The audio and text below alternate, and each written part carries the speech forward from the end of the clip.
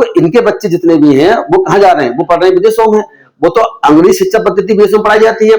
अब इनसे ये पूछे कोई अपने बच्चों को तो पढ़ाएंगे अंग्रेजी शिक्षा पद्धति से, यहाँ अंग्रेजी शिक्षा पद्धति चल रही है देश में, उसको खत्म करके गुरुकुल पद्धति और संस्कृत और मनुस्मृति के आधार पर शिक्षा कराना चाहते हैं। गुरुकुल पद्धति में इन लोगों के लिए पढ़ाई मना थी, ये लोग वहां पढ़ने जा नहीं सकते थे। कोशिश है मनुस्मृति लाने की कोशिश है और संविधान को खत्म करने की कोशिश है। भारतीय संस्कृति वो संस्कृति है भेदभाव पर आधारित है, भारतीय संस्कृति वो संस्कृति है जो मनुस्मृति है, भारतीय संस्कृति वो संस्कृति है जो संविधान के खिलाफ है। ये जो लोग वो हैं आज के सत्ता में बैठे हुए हैं जो कि संविधान के खिलाफ थे, संविधान को कभी माना नहीं कि आईपीसी आने के बाद मनुस्मृति में सबसे बड़ी चोट आईपीसी ने पहुंचाई है, क्योंकि आईपीसी ने सभी की अपराध जो भी कर रहे हैं उनको समान श्रेणी में रखा, कोई भेदभाव नहीं किया। भारतीय संस्कृति वो है जो शूद्रों को पढ़ने का अधिकार नहीं देती, भारतीय संस्कृति वो है कि जो साइंटिफिक सोच को बिल्कुल दूर दूर तक समझता नहीं है, वो अंधविश्वास जादू टोना टोटकों से मंत्रों से इलाज कराती है, उसे कहते हैं भारतीय संस्कृति। सर लगातार पिछले कई सालों से देखने को मिल रहा है कि जो मैकाले की शिक्षा नीति है उस पर लगातार हमला किया जा रहा है और कहा जा रहा है कि इसको खत्म करने की देश से जरूरत है, ये गुलामी की शिक्षा नीति है। अभी ही फिलहाल में भारत शिक्षा बोर्ड जो बाबा रामदेव का है उन्होंने लखनऊ में कार्यक्रम किया और उसमें भी यही बात दोहराई गई। आखिर मैकाले की शिक्षा नीति से बीजेपी को खासकर जो हिंदूवादी तत्व है इनको क्या दिक्कत है सर? इनको दिक्कत सिर्फ एक है, वो चाहते हैं कि मनुस्मृति लागू हो जाए, हिंदू राष्ट्र देश बन जाए और जो एकलव्य और द्रोणाचार्य वाली बात थी कहानी थी वो दोबारा से शुरू हो जाए बड़े पैमाने पर। देखिए ऐसा है कि ये जो मोदी जी ने कहा है कि हम अंग्रेजी को और अंग्रेजी शिक्षा पद्धति को 10 साल में अगले में खत्म कर देंगे, उनका कहना यह है कि मोदी जी का कि ये गुलामी की मानसिकता को बढ़ावा देते हैं। कौन? मैकाले की शिक्षा पद्धति। लेकिन अगर आप शूद्रों से दलितों से महिलाओं से पूछें इस देश में तो वो गुलामी की मानसिकता को नहीं, वो आजादी की मानसिकता को बढ़ावा देते हैं। 1835 से मैकाले इंडिया में आए, शिक्षा पद्धति उन्होंने इंट्रोड्यूस करी, बाकी कानून बने और बहुत सी चीजें चली। उसके बाद से ही हमारा देश मैं कह सकता हूं कि एक आधुनिक सोच का, कट्टरवाद को खत्म करके आधुनिक सोच, उदारवादी सोच जिसमें सभी लोग समान हैं, उसको बढ़ावा देने का काम शुरू हुआ और उसी के लाइट में हम बाबा साहब को और बाद में बहुत से लोगों को देखते हैं। तो ये मोदी जी बिल्कुल झूठ बोल रहे हैं, ये दोबारा से मनुस्मृति लाना चाहते हैं। गुलामी की मानसिकता को बढ़ावा नहीं देती मैकाले शिक्षा पद्धति, वो आजादी की मानसिकता को बढ़ावा देती है। जो भारतीय शिक्षा नीति बता रहे हैं पुरानी वाली, वो गुरुकुल पद्धति, वो आजादी की नहीं गुलामी की शिक्षा नीति थी। वो क्यों शिक्षा नीति गुलामी की थी, देश को समझने की आवश्यकता है। तो दलित पिछड़े क्यों इसके मतलब बचाव में आ रहे हैं? दलित पिछड़ों को क्या फायदा होगा इससे? उनके लिए क्या फायदा होगा इससे? किससे बात मतलब मैकाले के समर्थन में आ रहे हैं ना? हाँ बिल्कुल आ रहे हैं और सभी दलितों को, शूद्रों को, महिलाओं को एक राय में बिना किसी एक्सेप्शन के मैकाले की शिक्षा नीति अंग्रेजी भाषा के समर्थन में खड़ा होना चाहिए और आंदोलन करने की आवश्यकता है। क्योंकि मुझे लगता है कि ये लोग हमें दोबारा से पीछे ले जाना चाहते हैं। मैं इसलिए कह रहा हूं कि देखो मैकाले 1835 में आए, उससे पहले मैकाले नहीं थे, लेकिन अंग्रेजों ने उससे पहले हमारे देश पर राज करना शुरू कर दिया, तो एक अलग कहानी है। उससे पहले आप पीछे पहुंच जाएं तो आपको रामायण में भी, वाल्मीकि रामायण में भी आपको देखने को मिलेगा शंभू का वध जैसी घटना मिलती है। अगर आप उसमें देखें महाभारत में तो जो द्रोणाचार्य और एकलव्य वाली जो घटना मिलती है वो भी इंपॉर्टेंट है। आपको ये भी पता होगा, देश सभी जानता है, इसमें कोई किसी छुपा हुआ नहीं है कि बहुत 2-3, 2.5, 4 सालों से ये जो लोग हैं, जो जनरल मानसिकता के लोग जो गुलामी करवाना चाहते हैं, उन्होंने सूत्रों के साथ कॉलेज में स्कूल में पढ़ने नहीं दिया, समानता को बिल्कुल दूर रखा। वो चाहते थे कि मानव समान नहीं है। ये जो दूसरे लोग हैं यानी शूद्र लोग हैं वो हमारे साथ उठ नहीं सकते, बैठ नहीं सकते, शिक्षा अर्जित नहीं कर सकते, महिलाओं को भी गुलामी का अधिकार था, कुछ काम कर नहीं सकते, तो वो दोबारा से लाना चाहते हैं मोदी जी, ये चाहते हैं। सर अंग्रेजी की जो शिक्षा नीति तो पूरी दुनिया को कनेक्ट करती है। इलाज किससे कराएंगे? इलाज रामदेव जैसे जो लोग हैं जो झूठ बोल करके कोरोना का इलाज की दवाई बनाते हैं और सुप्रीम कोर्ट से कई बार डांट खा चुके हैं, माफी मांग करके आ चुके हैं। और जो बाबा हैं, कौन बाबा? धीरेन्द्र शास्त्री, वो क्या करता है? कैंसर का बाकी चीजों का इलाज दवाई से, भूख से, मंत्रों से करता है। रामदेव की कहानी भी उसी तरीके से है। इसके अलावा आप देख के चलें, आसाराम भी ऐसे करता था। जितने भी बाबा, रामदेव जी कहानी ऐसे करता था। संत रामपाल छूट के भी आया हुआ है, संत रामपाल भी ऐसे करता। तो ये बाबा जो है ये चाहते हैं कि देश में जो मॉडर्न साइंस है, अंग्रेजी जो एजुकेशन है और अंग्रेजी जो दवाइयां हैं उसको खत्म करके ये जो जितने भी हम देखो अब जितने इलाज हो रहे हैं अंग्रेजी माध्यम से हो रहे हैं, उसमें सब कुछ हो सकता है। आपका आंख बदली जा सकती है, किडनी चेंज हो सकती है, सब कुछ हो रहा है। हम विदेशों में अंतरिक्ष पर पहुंच रहे हैं, सर्जरी हो रही है। लेकिन आयुर्वेदिक शिक्षा पद्धति से क्या हो रहा है? आंख किसी की बदली जा रही है क्या? किडनी किसी चेंज हो रही है क्या? जितने भी जो है आप टीका लगवाते हैं, बीमारी दूर हुई है, वो उसी वजह से दूर हुई है। तो ये चाहते हैं कि दोबारा से पत्ते, आप सीखा पत्ते खाएं, मंत्र करें, यज्ञ करें, इन्हीं से इलाज कराना चाहते हैं। और जो जनता को अंधभक्त बनाना चाहते हैं, खासकर दलित पिछड़े की जो जनता है, वही तो बनेगी। इनके बच्चे तो विदेश पढ़ रहे हैं। तो आप देखो, इनके बच्चे जितने भी हैं वो कहाँ जा रहे हैं? वो पढ़ रहे हैं विदेशों में। वो तो अंग्रेजी शिक्षा पद्धति विदेशों में पढ़ाई जाती है। अब इनसे ये पूछा कोई कि वहां पर योगा से और जो है आयुर्वेद से, हिंदी पद्धति से विदेशों में पढ़ाई कहाँ हो रही है? अपने बच्चों को तो पढ़ाएंगे अंग्रेजी शिक्षा पद्धति से। यहाँ अंग्रेजी शिक्षा पद्धति चल रही है देश में, उसको खत्म करके गुरुकुल पद्धति और संस्कृत और मनुस्मृति के आधार पर शिक्षा कराना चाहते हैं। मानते हैं क्या सर, आप तो खुद जज रहे हैं, क्या अंग्रेजी पढ़ना, अंग्रेजी सीखना गुलामी है? बिल्कुल गुलामी नहीं है। मैं बता रहा हूँ कि अंग्रेजी के बिना अगर आप अंग्रेजी नहीं जानते हैं तो जितनी साइंस है, लॉ है, आप इसको ढंग से समझ नहीं सकते। आज भी हमारे देश में इनकी अच्छी बुक्स नहीं है, अच्छे साइंटिस्ट भी नहीं है। जितने भी साइंटिस्ट हुए हैं आप ज्यादातर देखिए, मोस्टली वो विदेशों में हुए हैं, चाहे वो अमेरिका में हुए, चाहे इंग्लैंड में, फ्रांस में, यूरोप में हुए हैं। तो वो सब अंग्रेजी से और माध्यम से अपनी किताबें लिखते हैं। तो उनको ट्रांसलेशन करने के लिए भी समस्या है, तो हिंदी में ट्रांसलेशन ढंग से हुआ भी नहीं है। तो ये लोग, मैं बता रहा हूँ आपको, अगर हिंदी से आप पढ़ना चाहते हैं, मुझे हिंदी का बहुत नहीं, मैं हिंदी बोलता हूँ, हिंदी में आप वीडियो बनाते हैं, आपका चलो हिंदी में, अंग्रेजी में बात नहीं रखते। हमें हिंदी से प्यार भी है, लेकिन इसका मतलब ये नहीं है अंग्रेजी शिक्षा पद्धति को ना अपनाए, अंग्रेजी को ना अपनाए। मैं तो कहूंगा जो भी भाषा है जो ग्लोबली कनेक्ट कर रही है और सबसे ज्यादा कनेक्ट करने वाली भाषा अगर ग्लोबली कोई है तो वो है अंग्रेजी। इसमें कोई डाउट ही नहीं है। तो अंग्रेजी शिक्षा पद्धति को बिल्कुल नहीं छोड़ना चाहिए। हमारे लोग दलितों को, शूद्रों को, महिलाओं के लिए तो अंग्रेजी उद्धार का काम कर रही है। जब से जो ये अंग्रेजी शिक्षा पद्धति आई है, तभी से हम लोगों ने वो बातें समझी जो देश को लॉर्ड मैकाले की नीति आई है, ज्योतिराव फूले पढ़े, सावित्रीबाई पढ़े, हमें तो अक्सर मिला ना। देखो ऐसा है, जब मैंने कहीं रिसर्च किया तो मुझे पता चला कि सावित्रीबाई फूले ने उस जमाने में क्या कहा था कि अंग्रेजी जो है वो हमारी माँ है। अंग्रेजी को माँ कह रही है। माँ क्यों कह रही है सावित्रीबाई फूले? किस जमाने में कह रही है? 19वीं शताब्दी, 1865, 75, 80 के आसपास, 1835 के आसपास अंग्रेजी इंट्रोड्यूस इंडिया में होती है। जब वो अंग्रेजी को अपनी माँ कह रही है तो क्यों कह रही है? सावित्रीबाई फूले कौन थी? सावित्रीबाई फूले वो थी जिन्होंने जो है महिलाओं के लिए स्कूल पहला देश में खोला। महिलाओं को अगर पढ़ने की आजादी हिंदी माध्यम से, संस्कृत माध्यम से, गूगल माध्यम से होती तो सावित्रीबाई फूले पहले स्कूल क्यों खोलती? तो वो अंग्रेजी माध्यम की विचारधारा से प्रभावित होकर के समानता की बात जो करने वाली है, भाईचारे की बात करने वाली है, सामाजिक सोच बढ़ाने वाली है, उस पद्धति को उन्होंने अपनाया और इसलिए अंग्रेजी की अपनी मां कही। मैं बता दूं चैनल के माध्यम से, हमारे भारतीय जितने भी जो है जो अच्छी विचारधारा वाले लोग हैं, जो उदारवाद चाहते हैं, देश में प्रगति चाहते हैं, जो शूद्र हैं, दलित हैं, आदिवासी हैं, पिछड़े हैं, मुस्लिम हैं, महिलाएं और जनरल के भी जो अच्छे लोग हैं, वो लोग को ये चाहिए कि अगर मोदी जी, ये भारत सरकार या राज्य की सरकार है या बाबा जैसे जो लोग हैं जो अंधविश्वास बढ़ावा देना चाहते हैं, अगर ये हिंदी शिक्षा पद्धति के साथ चलाना चाहते हैं, गुरुकुल पद्धति के साथ चलाना चाहते हैं और अंग्रेजी खत्म करना चाहते हैं, तो इनका आंदोलन करने की इनके खिलाफ आवश्यकता है। नहीं तो हमारा देश में आपको 3-4 साल पहले चला जाएगा। उसमें क्या होगा बताइए?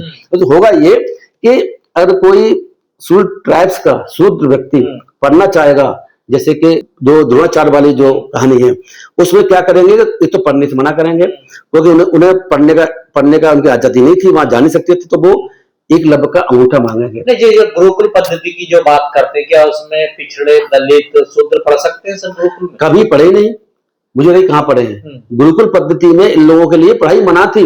ये लोग वहां पढ़ने जा नहीं सकते थे भाई, वहां पढ़ने नहीं जा सकते। इसलिए तो ये बात कही गई थी कि अगर जो है ये लोग रामायण पढ़ते हैं या महाभारत पढ़ते हैं या कुछ और ग्रंथ पढ़ते हैं, गीता पढ़ते हैं, उन्हें कानों में शीशा पे लगा डाल, वो क्यों? जीभ काट देनी चाहिए, क्योंकि वो ज्ञान ना सीख जाए। लेकिन पहली बात तो ये भी क्या इनमें ज्ञान है?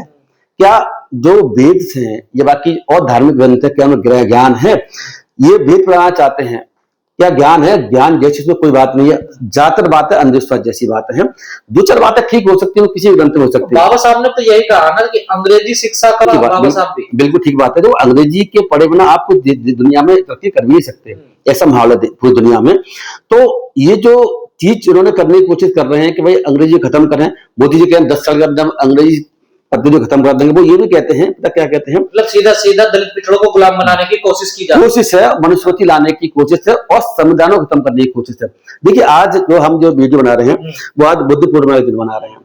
अब बुद्ध पूर्णिमा के दिन बना रहे हैं तो आप सोचिए कि हमारे महात्मा गौतम बुद्ध भी कितने पुराने थे, कितने साल पहले की बात, 2500 साल पहले की बात है कम से कम। वो उन्होंने क्या किया? उन्होंने जो गुरुकुल शिक्षा पद्धति जो उस वक्त चल रही थी, जो संस्कृत में बातें पढ़ाई जा रही थी, उनको तो उन्होंने नकारा। समानता के विचार लेकर के आए, साइंटिफिक अप्रोच की बात लेकर के आए, सभी लोग समान है इस बात को लेकर के आए, तर्क और विज्ञान की बात करें, तर्क और विज्ञान की बात करी, तो उस पद्धति के हिसाब से क्यों चलना चाहते हैं? ये भेद की बात क्यों कर रहे हैं? ये अपने भारतीय शिक्षा बोर्ड अभी जो रामदेव ने अपने बनाया है, इसमें भारतीय संस्कृति नजर नहीं आती। इसमें भारतीय संस्कृति वो संस्कृति है भेदभाव पर आधारित है। भारतीय संस्कृति वो संस्कृति है जो मनुस्मृति है। भारतीय संस्कृति वो संस्कृति है जो संविधान के खिलाफ है। ये जो लोग वो हैं आज के सत्ता में बैठे हुए हैं जो कि संविधान के खिलाफ थे, संविधान को कभी माना नहीं। संविधान को भी अगर इनकी पिछले बार चुनाव सीटें ज्यादा आ जाती तो संविधान को बदल देते, डर के मारे नहीं बदल रहे हैं। मैं बता रहा हूं आपको कि संविधान को बिना बदले भी इन्होंने बदल दिया है और आगे संविधान खत्म करते। संविधान भी हमारा अंग्रेजी शिक्षा पद्धति के हिसाब से चल रहा है। वो चाहते हैं कि संविधान को खत्म, जैसे आईपीसी और सीआरपीसी तो मेकाले ने बनाई, मेकाले के समय बनी थी, उसके बाद ही बनी थी, तो वो बहुत अच्छा कानून थे। मैं आपको बता दूं, मैं जज रहा हूं 21 साल तक। हम लोग ये कहते थे, मैं नहीं कहता, सारे जजेस कहते थे, सारे एडवोकेट ये कहते थे। अब उन्होंने माहौल बदल दिया बीजेपी आने के बाद में कि इस कानून में ऐसा कानून है जिसमें कि कहीं हमें कोई कमी नजर नहीं आती और बहुत बेहतरीन तरीके से खूबसूरती ड्राफ्ट किया गया है। मैं आपको एक बात और बता दूं कि इन्होंने जो नया कानून बनाया है 23 में, उसमें 95% तो वही कानून लिए एज इट इज, कुछ नहीं किया, बस नाम बदल दिया है, सारी धाराएं वो ले ली, एक फुल स्टॉप कॉमा का अंतर नहीं है, 2-4 बातें नहीं जोड़ दी, वो तो हमें जोड़ती रहती है। पर कई इतिहासकार ये कहते हैं कि मनुस्मृति पे हमला उसी दिन हुआ था जिस दिन आईपीसी बनी थी। बिल्कुल ठीक बात है। देखो आईपीसी क्या कहते थे, आईपीसी थी क्या? आईपीसी में ये कहा गया था कोई ये अपराध करेगा उसे सजा मिलेगी और सजा बराबर थी। देखो चाहे दलित करे, ब्राह्मण करे, शूद्र करे, बेशक करे, कोई भी करे, उसको बराबर सजा मिलेगी, चाहे कोई विदेशी करे, चाहे अंग्रेज भी करे।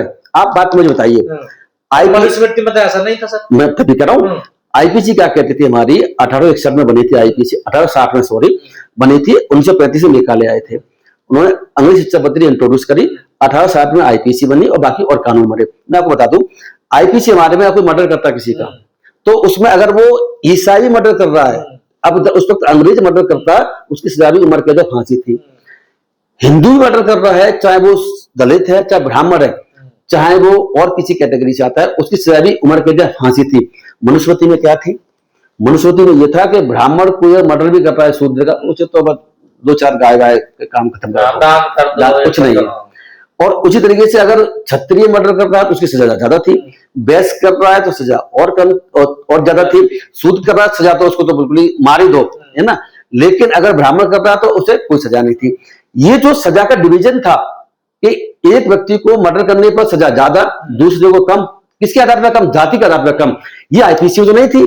तो आईपीसी ने क्या किया, आपने बिल्कुल ठीक पॉइंट पकड़ा है कि आईपीसी आने के बाद में मनुस्मृति में सबसे बड़ी चोट आईपीसी ने पहुंचाई है, क्योंकि आईपीसी ने सभी की अपराध जो भी कर रहे हैं उनको समान श्रेणी में रखा, कोई भेदभाव नहीं किया। अंग्रेजों ने अपने आप में भेदभाव नहीं किया। सरकार और ऐसे जो लोग हैं ये एक तर्क देते हैं कि अंग्रेजी जो शिक्षा नीति है ये थोड़ी महंगी है, जो गरीब लोग है जो इसको अफोर्ड नहीं कर पा रही है। देखिए हिंदी भाषा को बहुत ज्यादा नुकसान हो रहा है। ऐसा नहीं है, ऐसा बिल्कुल भी नहीं है। मैं आपको बता दूं कि अंग्रेजी शिक्षा पद्धति के तहत जो ईसाइयों के स्कूल खुले हुए हैं वो प्राइवेट स्कूलों से उनसे कम फीस है। आप पता कर लीजिए पूरे देश में जो प्राइवेट स्कूल खुले हुए हैं और जो लोगों ने खोल रखे हैं, भारतीयों ने और ईसाइयों ने खोल रखे हैं, ईसाई फीस कम लेते हैं, एजुकेशन उनकी बेहतरीन है, टीचर्स उनके बेहतरीन है और अपनी ईमानदारी के साथ वो काम कर रहे हैं। वो अलग बात है कि बीजेपी ने उनको बदनाम करना शुरू कर दिया है, मदरसों को भी और ईसाइयों के जो स्कूलों को भी। मैं एक बात बता दूं कि भारतीय शिक्षा बोर्ड का जो गठन की बात आपने करी थी वो बाबा रामदेव ने किया है और वो अभी चाहते हैं, भारत सरकार ये चाहती है कि बाबा रामदेव जैसे लोग भारतीय शिक्षा बोर्ड के रूप में आगे बढ़ें और वही शिक्षा दें, स्कूल खोलें पूरे देश में और ईसाई स्कूल को बंद कर दें। अभी 5 दिन पहले भारतीय शिक्षा बोर्ड का एक क्षेत्रीय कार्यालय लखनऊ खोला गया है जिसमें के यूपी सरकार के मंत्री शामिल थे। उन्होंने जो मंत्री ने जो बात कही मैं तो चौंका।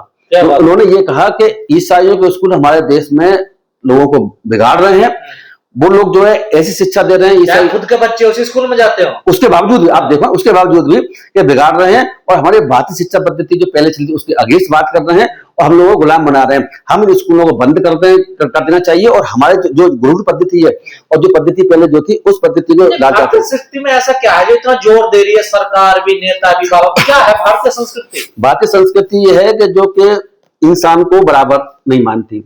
भारतीय संस्कृति वो है जो महिलाओं को बराबर नहीं मानती। है। भारतीय संस्कृति वो है जो शूद्रों को पढ़ने का अधिकार नहीं देती। भारतीय संस्कृति वो है कि जो साइंटिफिक सोच को बिल्कुल ही दूर दूर तक समझता नहीं है, वो अंधविश्वास, जादू टोना टोटकों से, मंत्रों से इलाज कराती है, उसे कहते हैं भारतीय संस्कृति। अगर आपको देश को उसी युग में पहुंचाना है जहां पर के सभी लोग स्कूल में ना पढ़ सके, दलित लोग तो गुरु शिष्य की बात करते हैं ना, देखिए गुरु शिष्य तो है तो सही, आपको दीन शास्त्री गुरु है तो सही, रामदेव गुरु था और राम रहीम भी गुरु था, आश्रम में संत रामपाल भी गुरु है। इन लोगों ने क्या किया आप भी देख लीजिए, जेल में बंद ज्यादातर। दीन शास्त्री का सवाल है, मैं आपको बता रहा हूँ, सरकार बदलने दीजिए, अगर सरकार कांग्रेस की आती है तो जेल में जाएगा ये। जैसे रामदेव बाबा रक्षा से वो आश्रम और वो लोग गए हुए। रामदेव का सवाल है, आपको पता होगा रामदेव को तो ज्ञानी कहते हैं, रामदेव इस बोर्ड का सबसे ऊपर चेयर में बढ़ के बैठा, चेयर में कुछ है वो। तो रामदेव आचार्य बालकृष्ण क्या हुआ था, आपने एक बार बता दूं, ये लोग क्या कहते हैं कि योगा करने से अंदरूनी डेवलपमेंट होता है इंसान का और मजबूत बनता है। रामदेव ने जब आंदोलन किया था, जब सरकार थी कांग्रेस की मैदान में, तब क्या हुआ, महिलाओं को वेश बदल के भागा था। तो ये तो योगा का सबसे बड़ा अपने आपको आचार्य कहता है, गुरु कहता है। और वो क्या करता है, जब अगर पूरी इंटरनेशनल मीडिया है, ये 50-40 हजार लोगों को लेकर रामलीला ग्राउंड पर बैठा हुआ है, और फिर जब पुलिस कहती है हटाइए इसको, जब पुलिस बंद करना चाहती है, तो ये नहीं कि सरेंडर कर दे। अब केजरीवाल का स्टैंड देखो ना, अन्य का तो स्टैंड देखो, वो क्या कर रहे थे, वो तो अपने आप को जेल जाने तैयार थे। ये महिलाओं का भेष बदल के, तो क्या आप ऐसा सिस्टम देश में लाना चाहते हैं, ऐसे बाबाओं के विचारों को लाना चाहते हैं जो कि अगर तो कभी भी धोखा दे सकती है, महिलाओं को भेष बदल के ड्रामा करके जा रहा है, तो ऐसी पद्धति लाना चाहते हैं। हमें इसका विरोध करना होगा, देश को इकट्ठा होना होगा। नहीं तो मैं बता रहा हूं आपको, देश को हमारे 3-4 हजार साल पीछे जाने में देर नहीं लगेगी, जब मुझे हो सकता है कि हम उस काल में पहुंच जाएंगे जो हमसे ज्यादा अच्छा तो अफगानिस्तान और सीरिया के लिए बड़ा खतरा, जो उन्हें थोड़ी शिक्षा मिली है, जागरूकता, ये थोड़े आगे बढ़े हैं और उस पर रोक लगाना चाहते हैं लोग। मेन तो रीजन इसका है ये है। देखो उन्होंने क्या किया है जी के, मुसलमानों ने अपने कब्जे में कर लिया। मुसलमान भाई बेचारे बड़े शांत हैं, बड़े चुप हैं, अत्याचार को वो झेल रहे हैं, कई आंदोलन छोटा मोटा करते हैं, उन पर हजारों केस लगा दिए जाते झूठे मोटे। तो ये लोग नहीं चाहते कि अब बचे कौन, अब बचे दलित पिछड़े और महिलाएं, उनको कैसे हम जो है पुराने युग में पहुंचाना है। मैं आपको एक बात बता दूं, अभी मैंने एक चीज देखी, अभी क्या देखी कि ये सिर्फ इतना ही नहीं कि प्राण ले जाना चाहते हैं, प्राण ले जाने में वो करना क्या चाहते हैं वुमेन्स के लिए। अब वुमेन एक जगह क्या हुआ, एक वुमेन जो है एक सभा में गई और वहां क्या पहन के गई, वो जीन्स पहन के गई, तो और वो नीचे निक्कर था, उसको वहां से भगा दिया। गुजरात हाईकोर्ट में क्या हुआ, जहां मोदी जहां से आते हैं, वहां पे क्या हुआ है कि एक लड़की थी IIM कर रही थी पोस्ट ग्रेजुएशन अहमदाबाद से, वो किसी केस को लेकर के अपने गुजरात हाईकोर्ट में जाती है, तो बाकी वो जीन्स में और स्कर्ट में जाती है, उसमें जाती है शर्ट में। तो हाईकोर्ट जज क्या कह रहा है, आप सुनिए इस बात को, ये देश को दिखाइए कि ये जजों की स्थिति में क्या चल रही है। हम जजों पे कमेंट हमेशा करते रहते हैं। देखो हमारा उद्देश्य वीरेंद्र जी ये है कि न्यायपालिका भी आधुनिक विचारों से चले, बाबाओं के हिसाब से ना चले। तो उस जज साहब ने क्या कहा, जज साहब नाम है रंजन देसाई कुछ करके नाम है, गुजरात हाईकोर्ट का, वो ये कह रहे हैं कि आप इस ड्रेस में कोर्ट में क्या चाह सकती हैं। उसने उस वुमेन को, लड़की स्टूडेंट को जो IIM कर रही है और पोस्ट ग्रेजुएट की अहमदाबाद की स्टूडेंट है, उसको कह दिया कि आप ये जींस और शर्ट पहन करके आप कोर्ट में आइए, ये न्यायालय का अपमान है।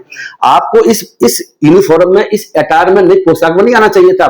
बाकी वकील ने डिफेंड करने की उसको कोशिश भी करी, वो नहीं ये गलत है और हमारी भारतीय संस्कृति के हिसाब से आपको आना चाहिए था। तो देखो कोर्टें भी उसी तरीके चल रही हैं। तो क्या जीन्स पहन करके और शर्ट पहन करके कोई लेडीज अपने उसमें कोर्ट में नहीं जा सकती?